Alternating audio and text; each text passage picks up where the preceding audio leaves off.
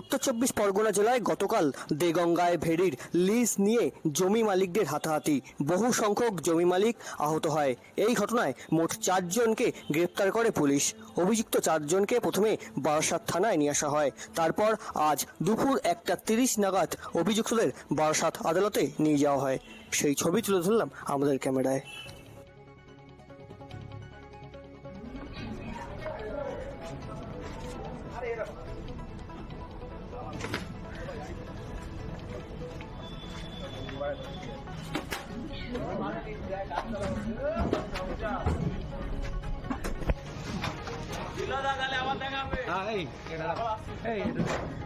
চাবিটা